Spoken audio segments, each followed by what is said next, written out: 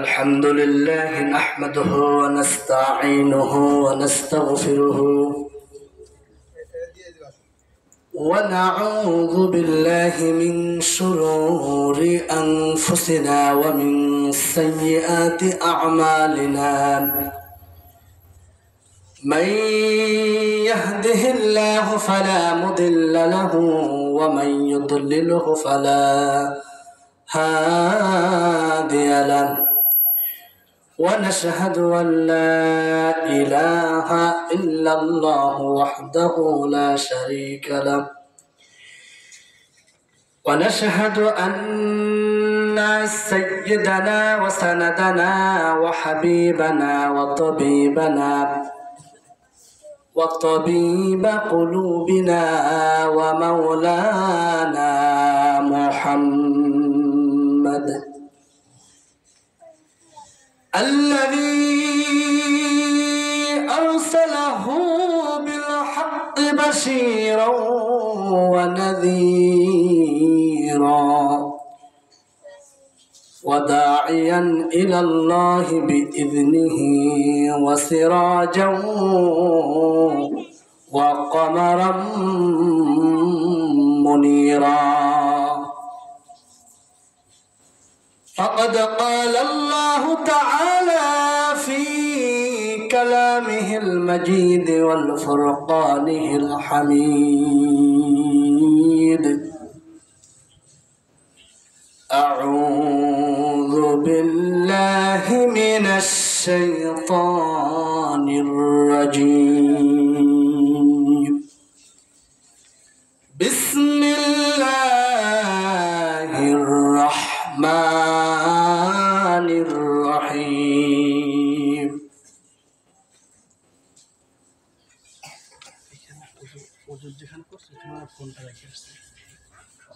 এই ওযুখানায় দেখো তো হুজুরের ফোনটা রেখে আসতে নিয়ে আসো তো দেখো তো يا أيها الذين آمنوا هل أدلكم على تجارة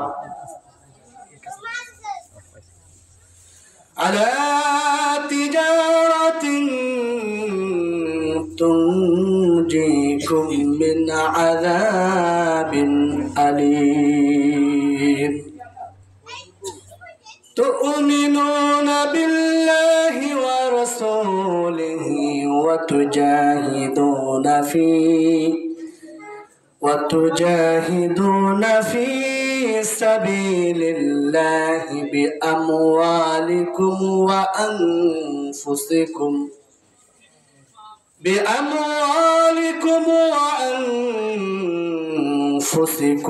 ذلكم خير لكم إن كنتم تعلمون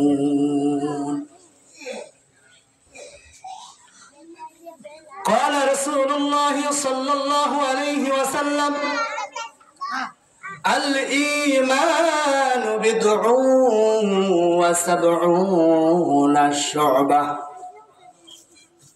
فأفضلها قول لا إله إلا الله وأدناها إماطة الأذى عن الطريق والحياء شعبة من الإيمان متفق عليه وقال رسول الله صلى الله عليه وسلم جددوا إيمانكم وكيف نجدد إيماننا قال أكثروا من قول لا إله إلا الله أو كما قال عليه الصلاة والسلام وقال الشاعر محمد ने आकर कुफर को मिटाया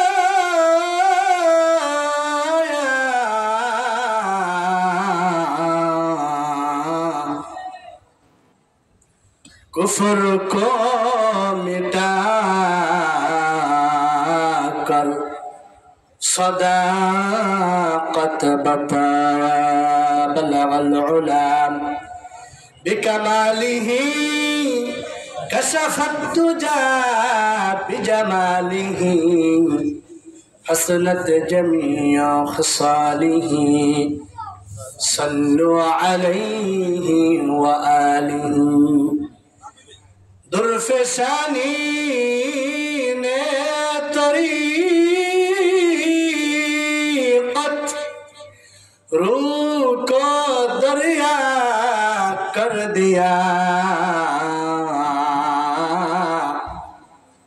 दिल को रोशन कर दिया आँखों को बीना कर दिया बलगल उला बिकमालिही कशफत तुजा बिजमालिही हसनत जमीअ खसालिही सल्लु अलैहि व आलिही।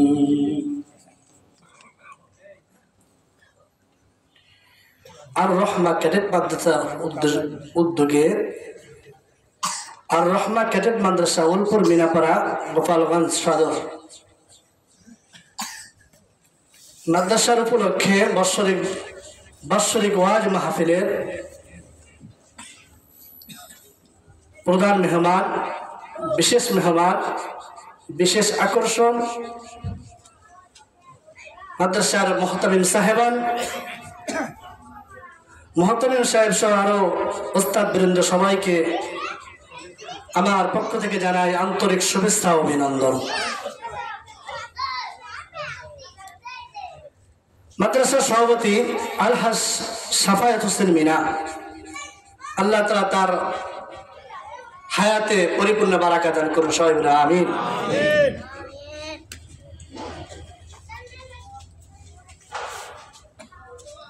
দীনি একটি মজমা,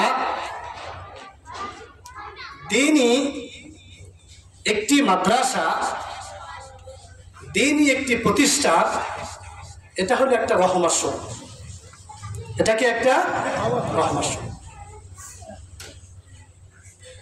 যেমন কোন এক কবি সুন্দর করে তার ভাষায় বলেছেন, মাদ্রাসা হে বাগে জান্নাত মুআল্লিম হে মিসলে গুল শাহাদ উসমে ইলম দিন হে তলাবা হে বুলবুল। কবি বলতেছে মাদ্রাসা একটা জান্নাতের বাগান। মাদ্রাসা হলো কি? জান্নাতের বাগান। মাদ্রাসা হে বাগে জান্নাত মুআল্লিম হে মিসলে গুল। এই মাদ্রাসার যত শিক্ষক বৃন্দ আছে, এই শিক্ষকদেরকে বলা হয় ফুল। আর এই ফুল থেকে মৌমাছি মধু সংগ্রহ করে নিয়ে আসে। এই তালেবের তলাবা হে বুলবুল। আর এই মাদ্রাসার ছাত্ররা তারা হলো বুলবুল পাখির মতন, অন্যান্য পাখির মতন, অন্যান্য মৌমাছির মতন। তারা বিভিন্ন জায়গা থেকে মধু থেকে ফুল সংগ্রহ করে নিয়ে আসে। আল্লাহ রাব্বুল আলামিনের বরকতপূর্ণ হলো একটা মাদ্রাসা। এই জন্য এই মাদ্রাসা রাসূলুল্লাহ সাল্লাল্লাহু আলাইহি ওয়াসাল্লাম মসজিদে নববীর যে মসজিদ ছিল, সেই মজলিসেই হাদিসের দর্শ ছিল। এই এলাকার জন্য, এই পরিবেশের জন্য একটি দ্বীনি মাদ্রাসা হওয়া একটা জান্নাতে যাওয়ার জরিয়া বা একটা মাধ্যম। কেন? একবার দারুল উলুম দেওবন্দে, আমি আলোচনা শুরু করি না, কিন্তু দু একটা মাদ্রাসা সম্পর্কে সামান্য কিছু কথা বলতেছি। দারুল উলুম দেওবন্দে একবার ঘোষণা করে দিচ্ছে মোহতামিম সাহেব যে দারুল উলুম দেওবন্দে আর কখনো কারেকশন করা হবে না। মালিকানা মুক্ত হয়ে গেছে, সরকারিভাবে তাদেরকে টাকা পয়সার ব্যবস্থা করা হয়েছে এবং অনেক বড় বড় ব্যক্তিত্ব পয়সাওয়ালা ব্যক্তিরা তারা টাকা দিয়ে যায় অনেক টাকা, কত টাকা আছে ব্যাংকে তার কোনো ঠিক ঠিকানা নাই। এখন তারা বলে আমরা কালেকশনের দিকে যাবো না, ছাত্রদের কষ্ট হয়, তাদেরও কষ্ট হয়, আমরা এটা থেকে দূরে থাকবো এখন থেকে। এই কথা শোনার সাথে সাথে পরের দিন সকালবেলায় অনেক আল্লাহর বান্দা বান্দিরা চলে আসছে হুজুরের কাছে। আসার পর হুজুরকে জানাইলো, ও ওস্তাদজি, মোহতামিম সাহেব, আমরা কি অন্যায় করলাম, আমরা কি দোষ করলাম? আমি তো হাউমাউ করে কান্নাকাটি করতেছিলাম। অনেক আল্লাহর বান্দা, পাশে একটা বাড়ি ছিল, ওই বাড়ির একজন বৃদ্ধা মহিলা, এই বৃদ্ধা মহিলা রাত্রে ঘুমায় নাই, সারা রাত ভর চোখের পানি ছেড়ে কান্নাকাটি করছেন। কানতে কানতে সারাটা রাত্র অতিবাহিত হয়ে গেছেন যে মাদ্রাসার কালেকশন হবে না, তাহলে আমি কোথা থেকে মাদ্রাসায় দান করব? জান্নাতে যাওয়ার একটা মাধ্যম খুঁজছিলাম, জান্নাতে যাওয়ার একটা পথ পাইছিলাম, কিন্তু আজ থেকে সেই জান্নাতে যাওয়ার পথটা বন্ধ হয়ে গেল। আরে দিলের হালাতটা কি ছিল প্রত্যেকটা মানুষের মধ্যে। আর এখন মাদ্রাসা থেকে যদি কোনো ব্যক্তি কালেকশনে যায়, তার সাথে কিরকম আচরণ করা হচ্ছে, ভালো ব্যবহার করা হয় না, তাই না? যেতে পারবো না, তোমরা চলে যাও, এবং তার সাথে দুর্ব্যবহার পর্যন্ত করে। আর তারা পর্যন্ত কাঁদছে চোখের পানি ফেলে ফেলে যে আমি 1 টাকা বা 2 টাকা মাদ্রাসায় দেব। সেই জন্য এই জন্য যাই হোক, আপনাদের মাদ্রাসা যতটুকু আপনাদের সামর্থ্য থাকে, যতটুকু আপনার সবটুকু দিয়া মাদ্রাসাকে রক্ষা করার চেষ্টা করবেন, কারণ ইনশাআল্লাহ আল্লাহ তাআলা সবাইকে কবুল করুন। দেখেন, আমরা যে মজলিসের মধ্যে বসছি, এই মজলিসটা হলো আল্লাহর কাছে সব থেকে পৃথিবীর মধ্যে একটা শ্রেষ্ঠ মজলিস হলো এই মজলিস। কিভাবে শ্রেষ্ঠ মজলিস এই সম্পর্কে একটা হাদিস শোনাই। قال رسول الله صلى الله عليه وسلم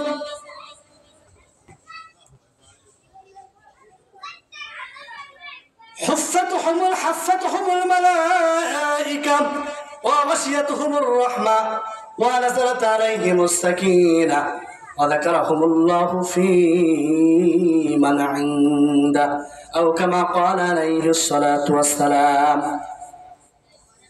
হাদিসের মধ্যে আসছে, যখন কোন কিছু আল্লাহর গোলামেরা যখন কোনো জায়গায় একত্রিত হয়ে মহান রবের জিকিরে মশগুল হয়, আল্লাহ তার দ্বীন সম্পর্কে কিছু আলোচনা করা হয়, এরকম মজলিস, জিকিরে মজলিস, এই মজলিসে যারা সমবেত হয়, আল্লাহ রাব্বুল ইজ্জাত এই মজলিসের চতুর্দিক থেকে ফেরেশতারা বেষ্টন করে নেয়।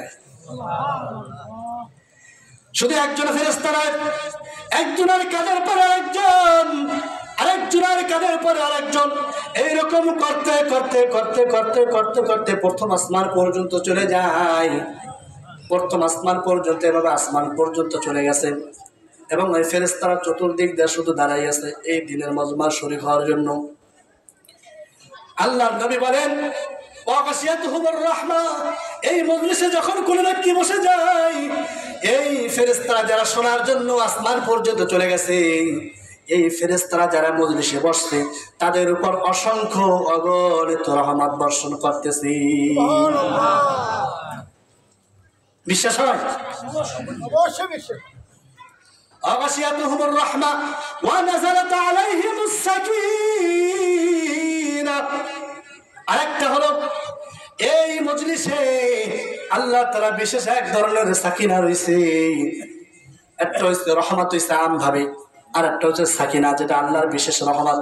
আল্লাহ এটা সবাইকে দান করেন না, আল্লাহ যাকে ভালোবাসেন এই সাকিনা নামক বরকতটা একমাত্র আল্লাহ তাআলা তাকেই দান করেন। ونزلت عليهم السكينة وذكرهم الله في من عنده। তবে এর থেকে আরেকটা বড় ফজিলত শোনাই, সেটা হলো এই মজলিসে আপনি কে আব্দুল করিম, আপনার বাবা মারা গেছেন, মনে করেন এখান থেকে মনে করেন 20 বছর আগে আপনার বাবা মনে করেন মারা গেছে বা চলে গেছে। আজকে এই মজলিসে আপনি যখন বসে গেছেন, আপনার নাম ধরে ধরে দুনিয়ার কোনো ফেরেশতাও নাই, বাংলাদেশের প্রধানমন্ত্রীও নয়, কোনো রাষ্ট্রপতিও বলেন নাই, কোন পুলিশ প্রধান, কোন মেজর জেনারেলও বলেন নাই। আমার বাদশাহের বাদশাহ আল্লাহ রাব্বুল আলামিন ফেরেশতাদের সঙ্গে আলোচনা করেন, এ আব্দুল করিমের ছেলে আব্দুর রহমান আজকে ওই মজলিসে বসে গেছে। কে বলতেছে?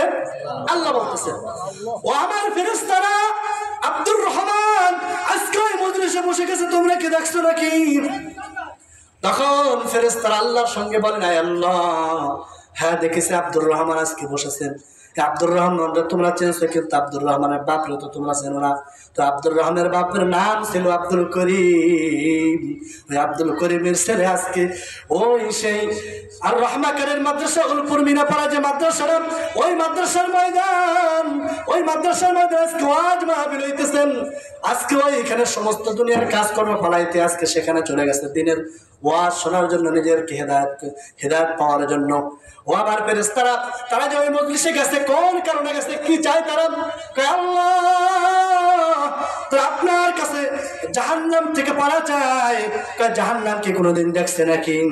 আল্লাহ না না, কোনোদিন জাহান্নাম দেখে নাই। তাই কেন তাহলে জাহান্নাম থেকে পারা যায়? আল্লাহ শুনছে ওই যে জাহান্নাম নাকি খুব ভয়ঙ্কর জায়গা। এই কথা শোনার সঙ্গে সঙ্গে রব্বুল আলামিন আরশের মালিক বলে, তারা কি জাহান্নাম থেকে পানা চায় নাকি? হ্যাঁ পানা চায়। তারা এখন চায় কি? আল্লাহ আপনার কাছে জান্নাত চায়। আপনার কাছে কি চায়? জান্নাত চায়। তাই জান্নাত দেখছে? দেখি না। জান্নাত যদি দেখতো, আল্লাহ পাগল হয়ে যেত, ইবাদতের জন্য একদম মুগ্ধ হয়ে যেত। তাই তবে একটা কথা শুনে রাখুন, ও তো জান্নাতে কোনোদিন দেখে নাই, জাহান্নামও কোনোদিন দেখে নাই। তবে একটা কথা শুনে রাখুন, আমি তার জন্য দুইটা বড় ধরনের পুরস্কার রাখছি। এক নাম্বার পুরস্কার হলো ওই মজলিসে যাওয়ার কারণে ও মাগফিরাল্লাহ, এই মজলিসের শুরু থেকে শেষ পর্যন্ত যারা বসে থাকবে, যখন বিদায় নিয়ে বাড়ির দিকে হাঁটা দেবে, যখন বিদায় নিয়ে বাড়ির দিকে রওনা দেবে, সকল ফেরেশতারা বলবে, যাও যাও যাও, তোমার জীবনের সকল গুনাহ খাতা মহান রব মাফ করে দিয়েছে। ও মাগফিরাল্লাহ, শুধু তাই নাকি? তাই নাকি কয় কি? ও বান্দা, জীবনে যত গুনাহ করেছিলা সকল গুনাহগুলো আজকে আল্লাহ নেকি বানাইয়া দিল। সকল গুনাহ নেকিতে পরিণত হয়ে গেছে। শুধু তাই নাকি? এই গুনাহগুলোর মাপ তো হয়েছে বরং গুনাহগুলোর নেকি হয়ে গেল। নেকি হওয়ার পর আল্লাহ রাব্বুল আলামিন সমস্ত ফেরেশতাদেরকে বলেন, আমার সাথে আমার কাছে যেহেতু তারা জান্নাত চায় আর জাহান্নাম থেকে পানা চায়, আমি আল্লাহ আজকে ঘোষণা করে দিলাম, ও ফেরেশতারা, আমি এইখানে যারা এই জিকিরের মজলিসে উপস্থিত হয়েছে, এই মিনাপাড়ায় মাদ্রাসায় যারা উপস্থিত হয়েছে, আমি আল্লাহ তাদের তামাম জিন্দেগীর গুনাহ খাতা মাফ করে জাহান্নাম থেকে মুক্ত করে আমি তাদের জন্য জান্নাত ওয়াজিব করে দিলাম। এই সম্পর্কে ইমাম কুরতুবী রাহমাতুল্লাহ আলাইহি বলেন, ও বান্দা, তোমরা যখন এই মজলিসে বসছো, মাফ হয় বলতে কোন কোন গুনাহ মাফ হয়? কয় বান্দা, কবিরা গুনাহ কোনদিন আল্লাহ তাআলা মাফ করেন না, তওবা ছাড়া। কবিরা গুনাহ কি গুনাহ কি ছাড়া মাফ হয় না? তওবা ছাড়া।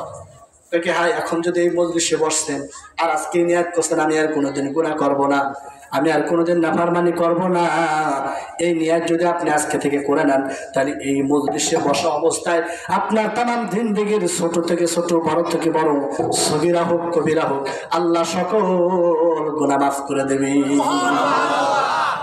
নিয়াত করা যায় তো আবার? তাহলে আমার রবের কথা যদি সত্য হয়ে থাকে, আমি আজকে এখান থেকে মাসুম নিষ্পাপ হয়ে বাড়ি যাবো, কিন্তু শর্ত হয়েছে তো আবার নিয়াত করা লাগে। সগীরা গুনাহ মাফ হয়ে যাবে, কিন্তু কবিরা গুনাহ তওবা ছাড়া মাফ হবে না।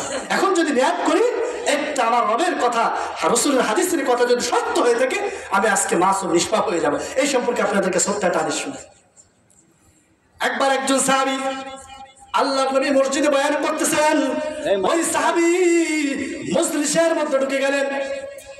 মজলিসের মধ্যে আসার পর সে দুনিয়াবি একটা স্বার্থে আসছিলেন, দুনিয়াবি অন্য কোনো কারণে এক ব্যক্তির সাথে দেখা করার জন্য। মনে করেন আপনাদের মধ্যে একজন আজকে উলপুর বাজার, তার আপনার বন্ধু, তার বাজারে সাক্ষাৎ হওয়ার কথা ছিল, কিন্তু সে বাজারে কি করতে পারে না, বাজারে সে যাইতে পারে না। তো বাজারে এসে যাইতে পারে না, সে বন্ধু খোঁজ করতে তার বাড়ি গেছে। কোথায় গেছে? কক্সবাজার চলে গেছে। কোথায় গেছে? ওয়াজ মাহফিল।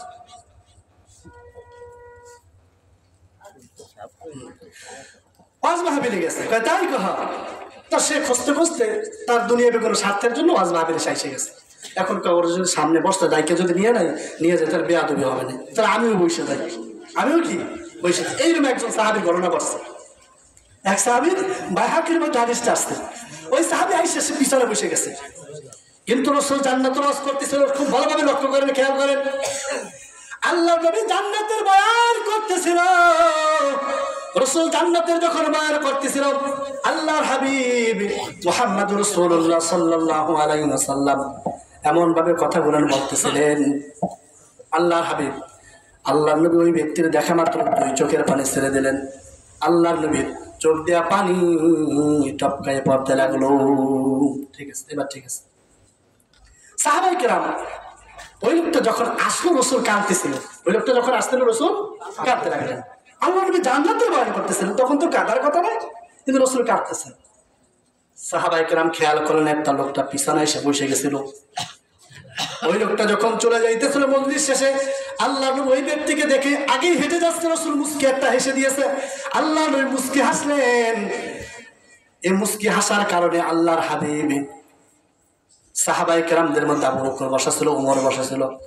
একজন সাহাবী আল্লাহর হাবিবকে প্রশ্ন করলেন, ওগো আল্লাহর নবী, ওই লোকটা যখন মজলিসে আসলো আপনি কাঁদতেছিলেন, যখন সে আগে আগে চলে যাচ্ছিল আপনি মুস্কি হেসে দিলেন, কারণটা কি? কারণটা শুনবেন? কারণটা,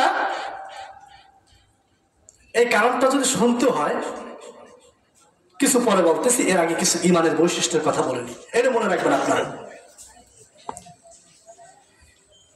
তবে এই মজলিসের আমরা যারা বসছি এখন থেকে একজনও উঠবো না। রাসূলুল্লাহ সাল্লাল্লাহু আলাইহি ওয়াসাল্লাম বলেন, যে ব্যক্তি এই দিনে মজলিসে যে আইসা বসে গেছে, নামাজও পড়ে না, রোজা রাখে না, কিছু করে না, শুধু বসছে এখানে, এই বসার কারণে তার আমল নামায় দিনের কথা শোনার কারণে 1 বছর নফল নামাজের সওয়াব লেখা হচ্ছে। কয় বছর পরে না? রাসূলুল্লাহ সাল্লাল্লাহু আলাইহি ওয়াসাল্লাম বলেন, যদি কোনো ব্যক্তি দিনে মাজমায় 1 ঘন্টা সময় অতিবাহিত করে, অল্প সময় হইতে পারে, তা আল হাদিসের মধ্যে আসছে আই সাবউনা, তার আমল নামায় 70 থেকে 80 বছর ইবাদতের সওয়াব লিখে দেওয়া হবে। তাহলে আমরা যারা বসছি আজকে আমাদের আমল নামায় বাহার রাসূলের কথা যদি সত্য হয় থেকে 60 থেকে 70 বছর ইবাদতের সব লেখা হয়ে গেছে। যাই হোক, কথা আর না বাড়িয়ে আজকে পবিত্র কালামুল্লাহ শরীফ থেকে আমি একখানা আয়াতে কারিমা তেলাওয়াত করেছি। এই আয়াতে কারিমার উপরে আমি যতদূর পারি ইনশাআল্লাহ আলোচনা করার চেষ্টা করব। এই দুনিয়ার মধ্যে সব থেকে শ্রেষ্ঠ জিনিসের নাম কি বলতে পারবেন কেউ? শ্রেষ্ঠ জিনিসের নাম হলো ঈমান। যেই লোকের ঈমান আছে সে সফলতা, যার ঈমান নাই সে নাকামিয়াব, অকৃতকার্য, বিফল, নিষ্ফল, তার কোনো মূল্য নাই মহান রবের কাছে। আমরা ইনশাআল্লাহ ধারাবাহিকভাবে কোরআনে কারীম থেকে প্রত্যেকটা আলোচনা করব স্টেপ বাই স্টেপ।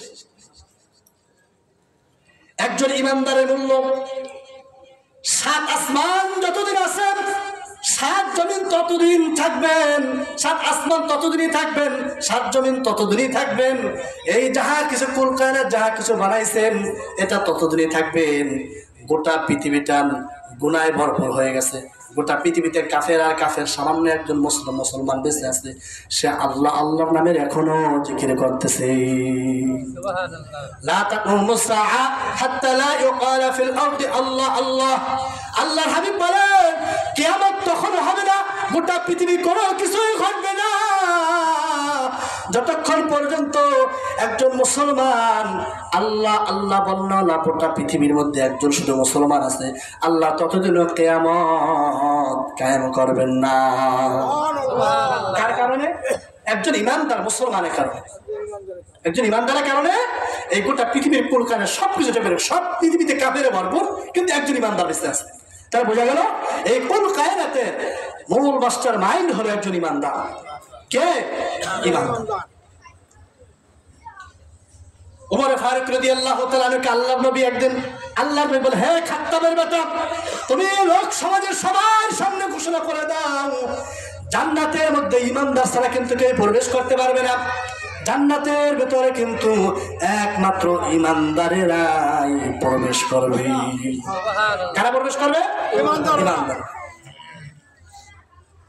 আল্লাহ রাব্বুল আলামিন বলেন, ইন্নাদ দীনা ইনদাল্লাহিল ইসলাম, নিশ্চয় মহান রবের কাছে মনোনীত ধর্মের নাম হইল ইসলাম। আল্লাহর কাছে তো আমরা বলি নাই, আল্লাহ আপনি আমাদেরকে মানুষ বানান। আল্লাহর কাছে ফরিয়াদ করছি? করি নাই।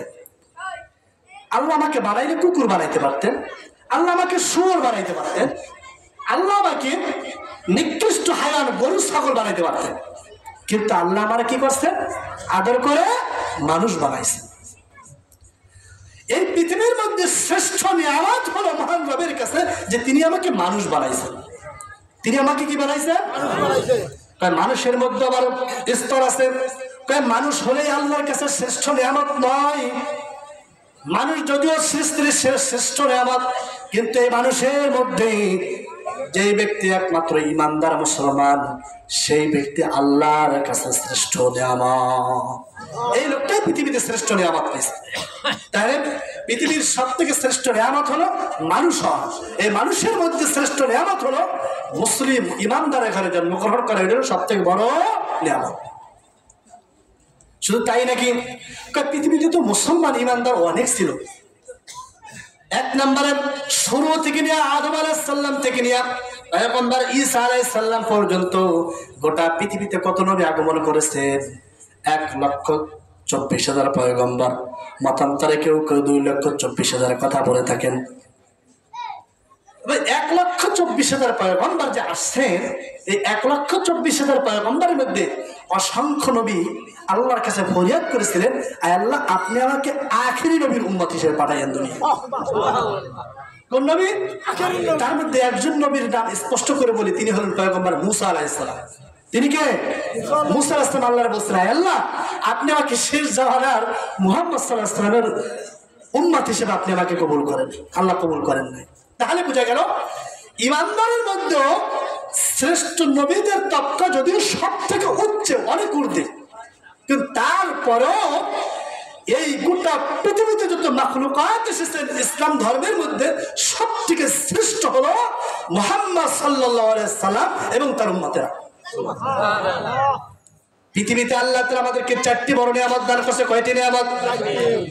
নাম্বার 1, 1 নম্বর নিয়ামত হলো আল্লাহ তাআলা আমাকে ঈমানের মতো বড় দৌলত দান করেছেন। কি দৌলত? 1 নম্বর ঈমান। 2 নম্বর আল্লাহ তাআলা গোটা পৃথিবীতে আল্লাহ তাআলা অসংখ্য কিতাব নাজিল করেছেন। তার মধ্যে বড় কিতাব ছিল 4টা। এই 4টি কিতাবের মধ্যে একটা কিতাবের নাম হইল কালামুল্লাহ, কোরআনুল কারীম। একটা নাম কি? কোরআনুল কারীম। তাই গোটা সমস্ত পৃথিবীতে যত কিতাব রয়েছে সবকিছু আল্লাহ তাআলা কালামুল্লাহ শরীফের মধ্যে আল্লাহ তাআলা দিয়ে দিয়েছেন। আল্লাহ এত বরকত রেখেছে পবিত্র কোরআনের মধ্যে। পৃথিবীতে শ্রেষ্ঠ কিতাব আল্লাহ তাআলা মুহাম্মদ সাল্লাল্লাহু আলাইহি ওয়াসাল্লামকে দান করেছেন। এবং সকল নবীদের মধ্যে, সকল উম্মতের মধ্যে আল্লাহ তাআলা শ্রেষ্ঠ নবী আমাদেরকে দান করেছেন। 1 নম্বর ঈমান, 2 নম্বর হলো শ্রেষ্ঠ নবী, 3 নম্বর কিতাব। 3 নম্বরে কি? শ্রেষ্ঠ কিতাব। আমরা শ্রেষ্ঠ কিতাব পাইছি। আরেকটি নিয়ামতের নাম হলো আল্লাহ তাআলা আমাকে গোটা পৃথিবীতে মানুষ হিসেবে আল্লাহ তাআলা প্রেরণ করেছেন। আল্লাহ অন্য মাখলুকাতের যদি বানাইতেন তার বিচার কার্য হয়ে যেত, একমাত্র মানুষের বিচার কার্য হবে। আর এই মুমিনরা একদিন আল্লাহ রাব্বুল ইজ্জতের গুনাহ যতই করুক, মহান রবের একদিন সফলতার বাক্যানিতে পৌঁছাবে। আল্লাহ তাআলা তাকে একদিন জান্নাত দান করবেন। তা আমরা কয়টা নিয়ামত পাইছি? 4টি নাম। শুকরিয়া আদায় করা দরকার না? বলেন একবার আলহামদুলিল্লাহ। আর আলহামদুলিল্লাহ, আলহামদুলিল্লাহ। তাই এবার শোনেন আরেকটা ফজিলত। আমরা এসেছি সর্বশেষে, কিন্তু আমাদের মর্যাদা গোটা পৃথিবীতে সবার আগে। আল্লাহর নবী বলেন কিয়ামতের ময়দানে 120টি কাতার হবে। কয়টা কাতার হবে?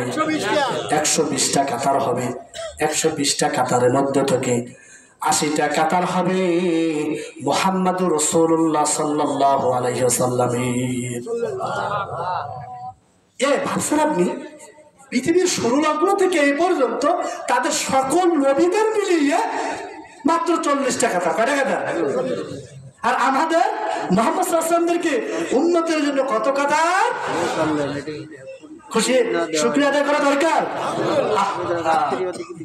এটা হলো নিয়ামতের দিক থেকে শ্রেষ্ঠ নিয়ামত আমরা যে পাইছি, এই নিয়ামত বলা।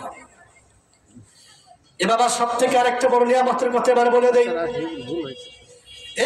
আমি যদি আল্লাহ তাআলা কোনো কারণে খ্রিস্টানের ঘরে পাঠাইতেন, চিরদিনের জন্য জাহান্নামী হয়ে যাইতাম। যদি আল্লাহ ইহুদির ঘরে পাঠাইতেন, চিরদিনের জন্য জাহান্নামী হয়ে যাইতাম। যদি বৌদ্ধদের ধর্ম, বৌদ্ধ ধর্ম বা হিন্দু ধর্মে পাঠাইতেন, চিরস্থায়ীর জন্য জাহান্নামী হইতাম। আল্লাহ আমাকে কি সেই হিন্দু ধর্ম বৌদ্ধ ধর্মে পাঠাইছে না? তাই এখন পৃথিবীতে বৌদ্ধরা বলে আমরা হইলাম শ্রেষ্ঠ, ইহুদিরা বলে আমরা শ্রেষ্ঠ, খ্রিস্টান বলে আমরা হইলাম শ্রেষ্ঠ। তাহলে তোমরা যারা চিল্লা চিল্লি করো, আমরা আল্লাহর পবিত্র কালামুল্লাহ শরীফের থেকে দলিল নেই। কার থেকে দলিলটা নির্মাণ হয়? কোরআন শরীফ থেকে। তোরা শ্রেষ্ঠ না আমরা শ্রেষ্ঠ? চলেন আজকে প্রমাণ হয়ে যায়। وَمَن يَبْتَغِ غَيْرَ الْإِسْلَامِ دِينًا فَلَن يُقْبَلَ مِنْهُ وَهُوَ فِي الْآخِرَةِ مِنَ الْخَاسِرِينَ। যে ব্যক্তি ইসলাম ছাড়া অন্য কোনো ধর্মকে অবলম্বন করলো, অন্য কোনো ধর্মকে তালাশ করার পিছনে পড়ে যায়, হোক সেটা ইহুদি ধর্ম, হোক সেটা খ্রিস্টান ধর্ম, হোক সেটা হিন্দু ধর্ম, হোক সেটা বৌদ্ধ ধর্ম, আল্লাহ রাব্বুল আলামিন লান শব্দ লাগিয়ে দিয়েছেন, ফালাই ইয়াকবালা মিনহু। শুনে রাখো, শুনে রাখো, আল্লাহ কঠিন কালেও কোনোদিন আল্লাহ তাআলা ইসলাম ছাড়া কোনো ধর্ম আল্লাহর কাছে গ্রহণযোগ্য নয়। ইসলাম ছাড়া কোনো ধর্ম কি নয়? আল্লাহর কাছে গ্রহণযোগ্য নয়। কার কথা? আল্লাহর কথা শুনাইছি। তাহলে তোমরা যারা বলো আমরা সফল কাম, এখন তুমি শুনে রাখো, তোমরা তো বিফল। শুধু বিফলই না, তোমাদের সম্পর্কে আল্লাহ কি বলছে দেখো, وَهُوَ فِي الْآخِرَةِ مِنَ الْخَاسِرِينَ। তারা হলো ক্ষতিগ্রস্ত। ওহুয়া ফিল আখিরাতি, পরকালে যখন তারা উঠবে, তারা সবাই মহান রবের জাহান্নামের অধিবাসী হয়ে যাবে। বলেন নাউযু বিল্লাহ। এরপরে কি হবে দেখেন, আল্লাহর নিয়ামতের মধ্যে আল্লাহ তাআলা ঈমানদার হিসেবে আল্লাহ তাআলা দুনিয়াতে পাঠাইলেন। ঈমানদারের মধ্যে আল্লাহ তাআলা আদম আলাইহিস সালাম থেকে নিয়ে মুহাম্মদ সাল্লাল্লাহু আলাইহি ওয়াসাল্লাম পর্যন্ত অন্য কোনো নবীর উম্মত হিসেবে পাঠায় নাই, মুহাম্মদ সাল্লাল্লাহু আলাইহি ওয়াসাল্লামের উম্মত হিসেবে আল্লাহ তাআলা প্রেরণ করলেন। এই তো প্রেরণ করলেন, ঈমানের মতন বড় দৌলত দিলেন। এই ঈমান পাওয়ার কারণে আমার মর্যাদা মহান রবের কাছে শ্রেষ্ঠ। এরপর রাসূলুল্লাহ সাল্লাল্লাহু আলাইহি ওয়াসাল্লাম বলেন, আল্লাহ বান্দা যখন কিয়ামতের ময়দানে উঠবেন, ওঠার সময় যখন হবে, হাসরের ময়দানে যখন উঠবেন, আল্লাহ রাব্বুল আলামিন বলবেন, দুনিয়ার সকলে কাফের ফাসিকেরা কোথায়? যারা এই দুনিয়াতে মুসলমান কাফের বৌদ্ধ খ্রিস্টান সকল মুসলিমরা এক জায়গায় হিসাব কিতাবের পূর্বে আগে গোটা পৃথিবীর যত মাখলুকাত বানাইছেন তাদের হিসাব কিতাব শুরু করবেন। তাদের হিসাব কিতাবের মধ্যে প্রথম হিসাব শুরু হবে, একটা গাভী যদি আর একটা গাভীর হত্যা করে ফেলে, একটা গাভী আর একটা গাভীর কি করছে? গুতা মারছে, শক্তিশালী সবল ছিল। এই গাভীর মাধ্যমে প্রথম ফয়সালা হবে। একটা গাভী যে আল্লাহর বলল, আল্লাহ আমি দুর্বল ছিলাম, আমার গুতা মারছিল, পেট ফুটা করে দিয়েছিল। সূরাতুল নাবার তাফসিরে আসছে যে গুতা মারার কারণে তখন সে অভিযোগ করবে, আল্লাহ তখন বলবেন ঠিক আছে, তাহলে ওর মতন স্বাস্থ্য আজকে তোমাকে বানিয়ে দেওয়া হবে, এরপর তাকে তুমি গুতা মারবে, তখন সে আঘাত করতে হবে। আল্লাহ বলবেন কোন তুরাবা, মাটি হয়ে যাও, সঙ্গে সঙ্গে সে মাটিতে পরিণত হয়ে যাবে। সমস্যা কি হয়ে যাবে? মাটি। তাদের বিচার হয়ে গেছে, গোটা পৃথিবীর সকল মাখলুকাতের বিচার শেষ, আছে শুধু জিন আর ইনসান। কে বাকি? কি বাকি আছে? জিন আর ইনসান। এই দুই দলের বিচার কার্য হবে, আর কোন প্রাণীর আর বিচার কার্য নাই, তারা সবাই শেষ। আল্লাহ রাব্বুল আলামিন জিনদের বিচার করবেন। এই জিনদের মধ্যে আল্লাহ রাব্বুল আলামিন একমাত্র মুমিনদের বিচার কার্যের মধ্যে তাদেরকে দাঁড় করাবেন।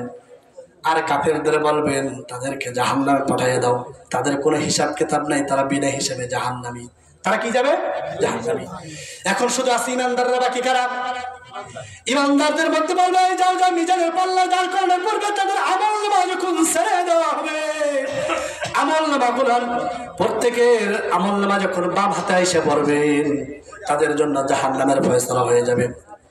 জাহান্নামে যখন ইমানদার চলে গেল, যাওয়ার পরে দীর্ঘদিন পর্যন্ত জাহান্নামের আগুনে পড়তে পড়তে পড়তে পড়তে কয়লা হয়ে গেছে। এখন জাহান্নামের মধ্যে যারা কাফের ছিল, কাফেররা বলবে ইমানদারদেরকে, এই তোর ইমানে কি তোকে বাঁচাইতে পারল না? কই তুই তো দুনিয়ায় নামাজ পড়তে মাঝে মধ্যে, তারপরে কেন জাহান্নামে আসলি?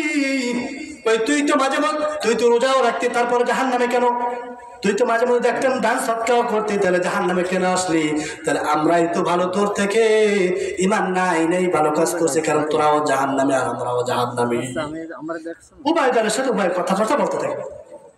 আচ্ছা এমন ঘটনা এমন ঘটবে, ইমানদার ব্যক্তি আল্লাহ ডেকে, আল্লাহ আমি তো আপনার বিশ্বাস করছি, ইমান তো আনছি, আল্লাহ আজকে অপমান করতেছে আমার, আল্লাহ আমার সাথে কি আচরণ করতেছে?